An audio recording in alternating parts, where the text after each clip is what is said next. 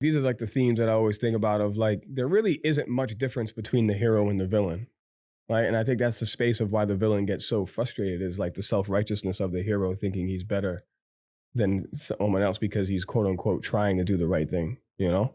And so they're more similar than you think. What's the best Boston movie of all time, Coach? I know you love The Town, but is that your favorite? It's between The Town and The Departed, I'd say. Yeah. Depends on what kind of relief you need. Do you want? I don't know what kind of mood you're in. I mean, I grew up on The Departed, but The Town, as I got older, and the reason why I kind of resonate a little bit more with The Town than The Departed is the identity and the love factor. You know, that like you're in this space.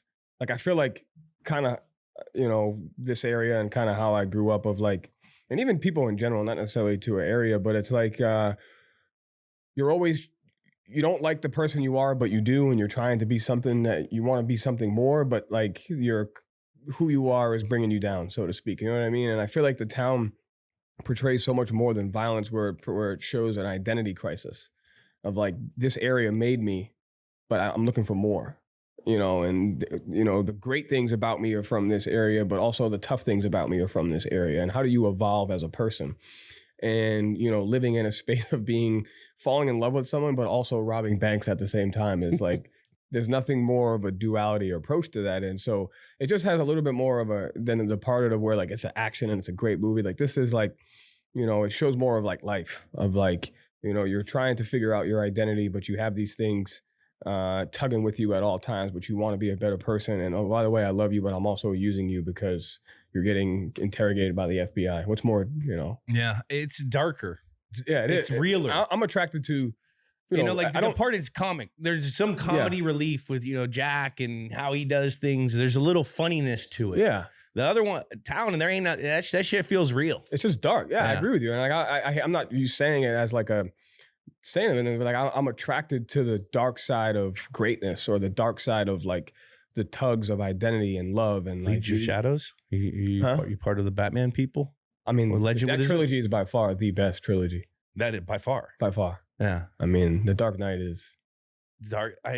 You know what I loved? I loved Batman Begins because I was a huge Batman kid when I was a kid. Yeah. And to see the origin of where it all came from, like I was like, oh my God, that's how they got the Batcave. Holy shit. Yeah. Oh man, that's where he got his fucking moves. He went to China or Japan, wherever he went. Like that was like, and then The Dark Knight was crazy. And then Bane came. And see, I think the Batman Begins is third. I think it's Dark Knight Rises, then Batman Begins. Oh, I think I'll go Dark Knight, Batman Begins, Dark Knight Rises. It got a little long at the last one. Yeah. But the space I love is like villains, you know, like the movies, and like these are like the themes that I always think about of like, there really isn't much difference between the hero and the villain. Right. And I think that's the space of why the villain gets so frustrated is like the self-righteousness of the hero thinking he's better than someone else because he's quote unquote trying to do the right thing, you know? And so they're more similar than you think. Are you a Star Wars fan? I'm not. Because I have that same argument with, you know, the dark side and having the Force. Yeah. You know, I think when you're, what are they called? Sith. A Sith. When you're a Sith, all they are people that have the Force that make decision through emotion. Yeah. When you're a Jedi, you're making decision emotionalist. So it's more peaceful, but why are we getting mad at a person that's making an emotional decision? Because we all do that. Yeah, I know. The spaces, but the gap between a hero and a villain is it's very similar to like the gap between winning and losing and greatness to, you know, be good to great. Like that gap is so much closer than people think. And it's very small, fundamental details that separate you. And that's the space that I like to like dive into a lot. What is it? The saying, you live long enough for the hero, you die the villain or something? Dark Knight. Dark Knight. You die a hero or live long enough to be the villain. I mean, that's about as true as you can get. It is. Now, who's your villain? Who's the villain? The Joker. You're the Joker. Yeah. That's your guy. That's my guy. Like the Heath Ledger version. Yeah. Yeah. I heard the first time. I mean, so I have this. I mean, I got this. So why are you so serious? For him. Wow. Because of like that perfect balance of like, you know, it's a great question. Yeah. Yeah. Now, and he goes into like telling the story as to like how he got to that point, you know? But it's like, you know, it's amazing how like if you look at the Batman and the Joker, it's like the Joker had no rules, but he really just wanted honesty, but he just went to the wrong depths to try and get that honesty. Meanwhile, Batman was like, I'm doing this for all the right reasons, when in reality, like, was he? Yeah. And they're not much different. They're not. You need to do a movie podcast. That's what you should do on your spare time. I was going to ask you, what do you do on your spare time? But Probably need to get better at my job first.